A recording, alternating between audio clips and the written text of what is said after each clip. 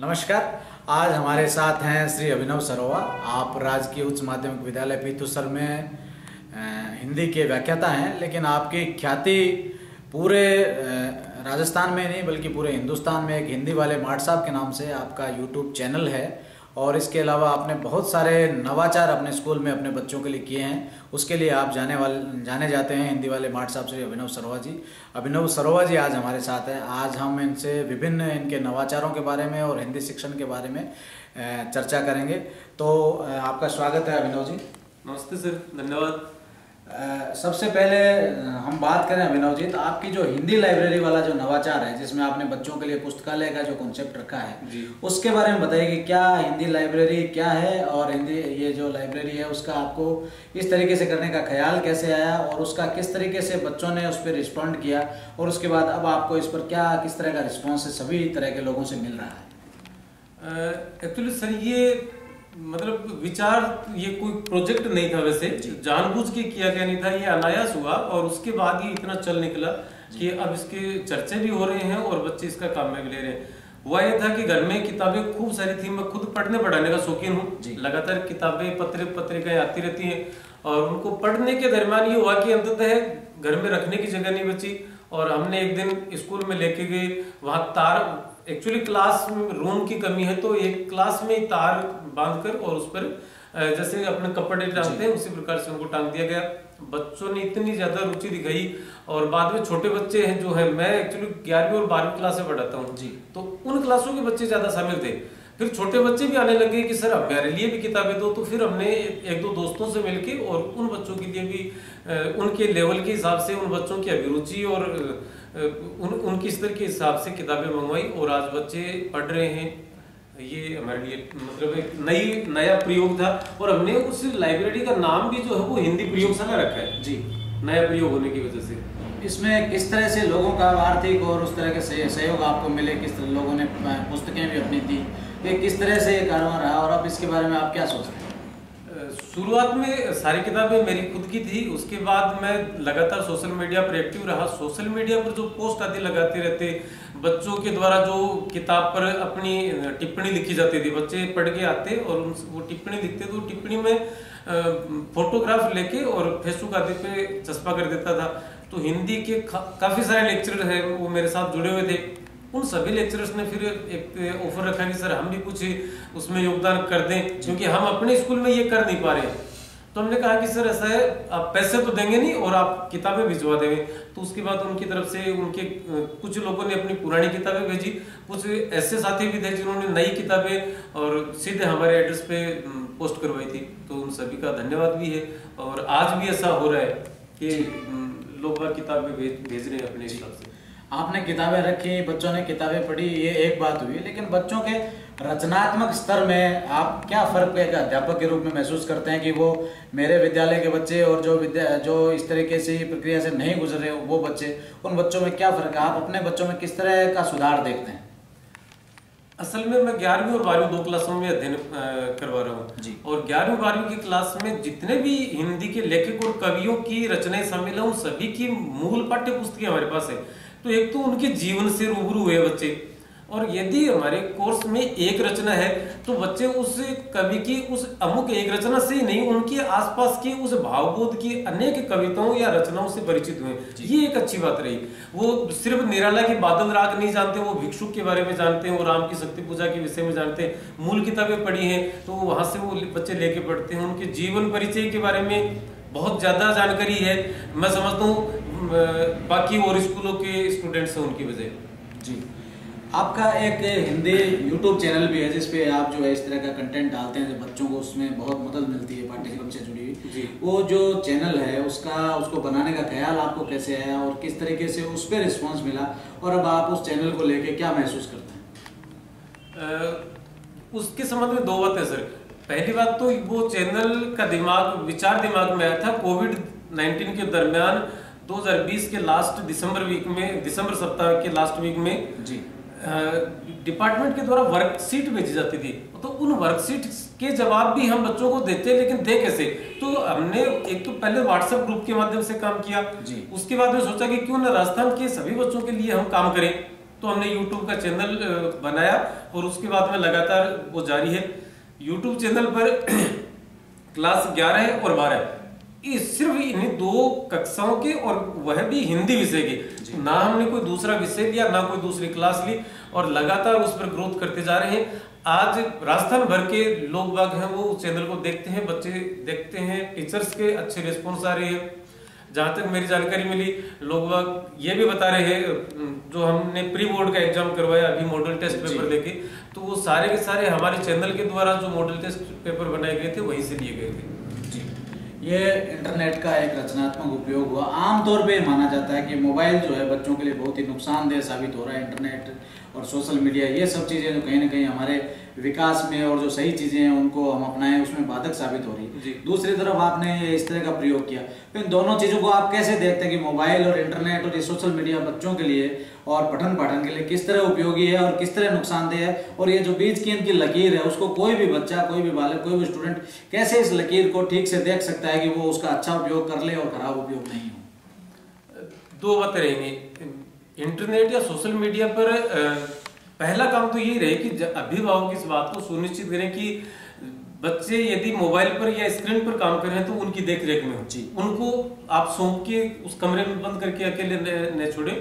और दूसरी एक ये भी है, यदि अब हमारे पास या अभिभावकों के पास लैपटॉप या कंप्यूटर की व्यवस्था हो सकती है तो उनको जो ई कंटेंट जो भी है वो सारा का सारा वहीं से दिखलाया जाए तो ज्यादा बेहतर है। मोबाइल फोन की स्क्रीन है वो कम से कम रहे, और मोबाइल फोन का नुकसान ये हो रहा है, या स्क्रीन का हम बात करें तो स्क्रीन का सबसे बड़ा नुकसान ये हो रहा है कि बच्चों में जो सहन शक्ति है वो मतलब बहुत कम होती जा रही है। वो 10 सेकंड 20 सेकंड के शॉर्ट्स को 5 सेकंड में देख के ये अनुमान लगाते हैं कि मतलब डिसीजन ले लेते हैं कि ये ठीक है ये नहीं है, तो उनकी उंगलियां जो चलती रहती हैं, तो एक तो उनकी सहनशीलता का जो ग्राफ है वो बहुत तेजी से नीचे गिरता जा रहा है। तो इस बात पे ध्यान देने की जरूरत है, और अभिभावक थोड़ा सा अपनी कस्टडी में या अपनी देख रेख में बच्चों के सामने वो करें।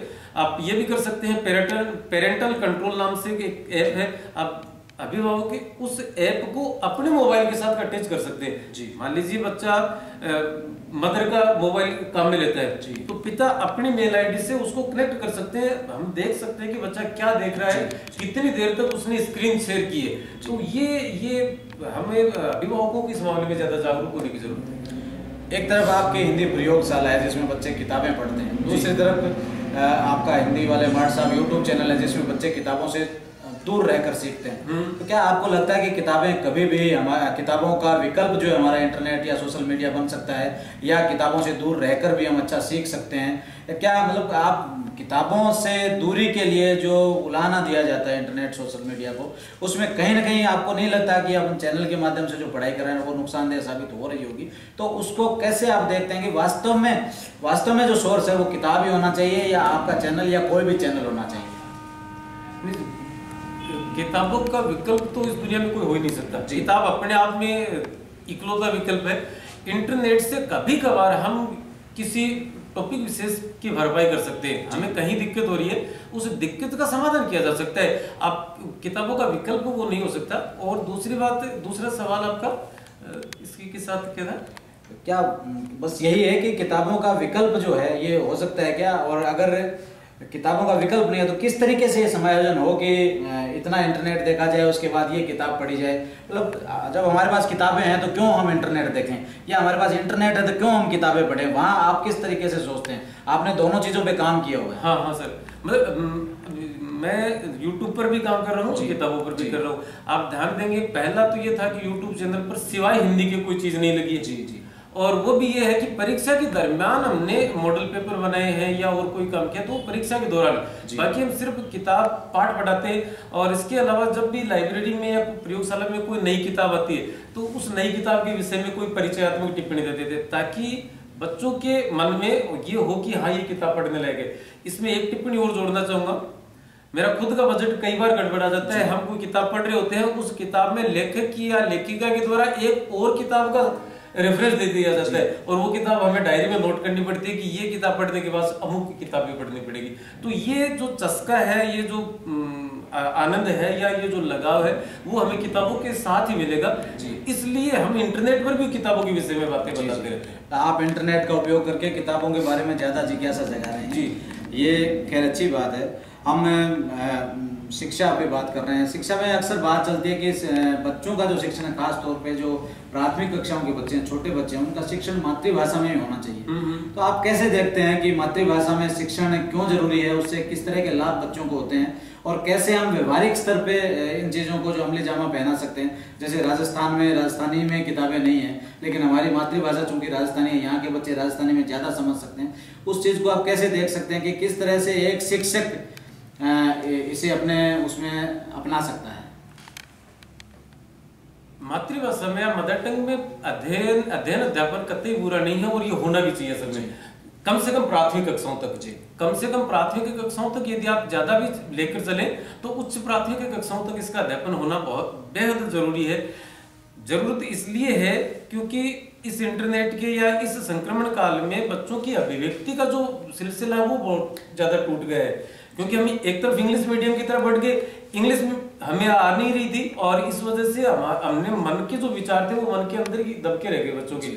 इस बात को यदि हम बच्चों से अपनी मदर टंग में मातृभाषा में बात करेंगे तो कहीं ना कहीं बच्चा उस बात का जवाब उसी भाषा में दे देगा। एक दिन कल परसों थोड़े दिनों पहले एक वीडियो वायरल हो रहा था जिसमें था कि मैडम मैं हवा का पर्यायवाची बायरो लिख दूं, तो ये बायरो यदि वो मारवाड़ी में या राजस्थानी में बात नहीं करती तो नहीं आती बात। दिक्कत यहाँ आ रही है कि राजस्थानी की यदि हम बात करें तो राजस्थानी में सबसे जो महत्वपूर्ण मुख्य दिक्कत है वो इसकी लिपि को लेकर है। अभी तक लिपि का सही ढंग से निर्धारण नहीं हुआ, हालांकि देवनागरी में लिखी जा रही है, बावजूद इसके कुछ शब्द या कुछ अक्षर ऐसे हैं जिनका निर्धारण नहीं होने की वजह से, मात्राओं का ठीक पहचान न होने की वजह से और ये दिक्कतें आ रही हैं। लेकिन कम से कम प्राथमिक कक्षाओं तक किया जा सकता है। एक जागरूक शिक्षक के रूप में आप पूरे हिंदुस्तान में जाने जाते हैं, तो आप अपने बचपन को देखते हैं, आपके बचपन में आपके अध्यापक थे, आपने पढ़ा और अब आप शिक्षक साथियों के बीच भी हैं, बच्चों के बीच भी हैं।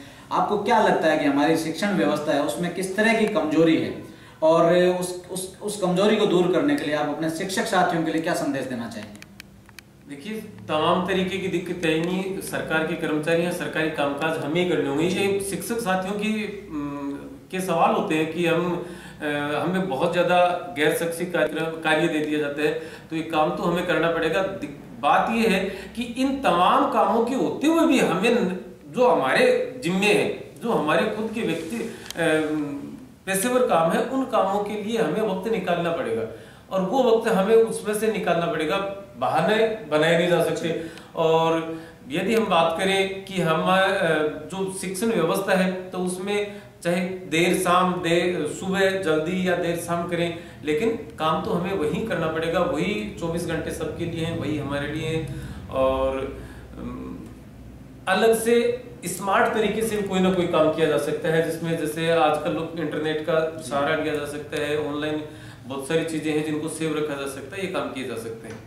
हिंदी से जुड़ा एक और सवाल अभिनव जी, हम देखते हैं कि जो BA MA पढ़े हुए बच्चे भी हैं अक्सर हमारे पास आते हैं और उनको एक एप्लीकेशन भी लिखने के लिए कहा जाए तो उनके हाथ कांपने लगते हैं। उनको लगता है कि एप्लीकेशन हम नहीं लिखे, किसी से लिखवा लें, या कोई फॉर्म भी भरना होता है तो वे दूसरे किसी आदमी की तरफ देखते हैं। तो हमारी जो अभिव्यक्ति क्षमता है हमारे बच्चों की, वो निरंतर हमें लगता है कि कमजोर होती जा रही है। ये अभिव्यक्ति क्षमता कमजोर होने के पीछे आप क्या कारण जो है उनको उत्तरदायी समझते हैं, और कैसे अभिव्यक्ति क्षमता को बेहतर बनाया जा सकता है? क्योंकि बहुत सारी परीक्षाएं ऐसी है जिसमें आपकी अभिव्यक्ति क्षमता आपके लिए बहुत कारगर साबित होती है। जीवन में भी अगर अपनी बात आप ठीक से कह पाते हैं तो वो आपके लिए कारगर साबित होती है। तो कैसे, क्या आप समझते हैं कि अभिव्यक्ति क्षमता कमजोर होने के पीछे क्या कारण है और कैसे उसको ठीक किया जा सकता है? ये समस्या हम भी फेस करते हैं। B.Ed BSTC के बच्चे जब इंटर्नशिप के लिए स्कूल में आते हैं तो वो कहते हैं कि सर कोई पुरानी फाइल दे दो, पुरानी एप्लीकेशन दे दो, उसमें से देखकर लिख देंगे। इन समस्याओं को हमने झेला है और इसका जो महत्वपूर्ण कारण है ना वो पिछले 10-15 साल में ज्यादा हुआ है। उसके पहले के आप देखेंगे तो पहले के लोग आज भी एप्लीकेशन में प्रार्थना पत्र लिख देते हैं। इन 15 साल के बीच में जो पीढ़ी तैयार हुई है वो इस समस्या को सबसे ज्यादा झेल रही है। मैं सबसे निजी तौर पे सबसे बड़ा इसका कारण मानता हूँ, एक तो पासबुक है, 1 वीक सीरीज है, या जो डेस्क वर्क है वो आ गई, उनसे लोग नकल कर देते हैं। तो वो नकल में अकल काम में नहीं ली गई, और इस वजह से जो एप्लीकेशन है या इस प्रकार का कोई भी प्रार्थना पत्र है, यदि हमें कोई ऑफिशियल लेटर लिखना होता है तो वहां पर और बच्चों के हाथ है वो कांपने लग जाते हैं। अभिनव जी, जो बच्चे हिंदी भाषा में पारंगत होना चाहते हैं या साहित्य की पढ़ाई अच्छे से करना चाहते हैं, उन युवा बच्चों के लिए आप क्या संदेश देना चाहेंगे कि किस तरीके से वो हिंदी भाषा में बेहतर बन सकते हैं और किस तरीके से उनको साहित्य की पढ़ाई करनी चाहिए? बच्चों के लिए एक संदेश। सर, भाषा सभी समान है, किसी भी भाषा से हमें कोई परहेज नहीं है, लेकिन जिस परिक्षेत्र में, जिस परिवेश में हम रहते हैं, उस परिवेश की भाषा का हमें कम से कम इतनी बेहतर तरीके से है कि हम अपने आप को लोगों के सामने अभिव्यक्त कर सके। सीखने का सबसे बेहतरीन उपाय है साहित्यिक जो सामग्री है, साहित्यिक पत्र पत्रिकाएं, और इसके साथ में जो क्लासिकल साहित्य है, पुरानी किताबें जो साहित्य की हैं, उन किताबों को पढ़ा जा सकता है और उनके माध्यम से अपना अभिव्यक्ति कौशल जो है वो बेहतरीन किया जा सकता है। यदि हम दूसरी जो भाषाएं हैं उन भाषाओं से कतई बैर नहीं रखना, उन भाषाओं से भी हम सीख सकते हैं। आज तक भी ये हो रहा है कि यदि 12th क्लास का कोई बच्चा, तो उसको टेंस और काल में वो हिंदी के काल अलग पढ़ेगा और अंग्रेजी के टेंस अलग पढ़ेगा, जबकि वो इन दोनों चीजों को जोड़कर पढ़ सकता है। तो ये एक दूसरी भाषा के माध्यम से भाषा को सीखने की जो कला है, उस कला में पारंगत होते हुए, उस कला से गुजरते हुए, और हमें अपनी भाषा को और ज्यादा बेहतर बनाने का प्रयास करना पड़ेगा। बहुत शुक्रिया अभिनव जी, आज आप इस साक्षात्कार में हमारे साथ आए, और निश्चित रूप से आपके जो प्रयोग हैं, आपके नवाचार है वो जारी रहेंगे। एक बेहतरीन शिक्षक के रूप में आपकी एक पहचान है, निश्चित रूप से ये पहचान और आगे पुख्ता होगी और आप और बेहतर और अच्छा काम करते हुए नए किसी नवाचार के साथ, नए किसी काम के साथ अगली बार हमारे सामने आएंगे। आपसे यही अपेक्षा है और यही विश्वास है, और आपके जो कार्य हैं, आपके जो प्रयोग हैं, उनसे हिंदी पढ़ने वाले बच्चों को और हिंदी पढ़ाने वाले सभी शिक्षक साथियों को एक संदेश मिलेगा, और निश्चित रूप से हम एक बेहतर शैक्षणिक माहौल की रचना कर पाएंगे। धन्यवाद।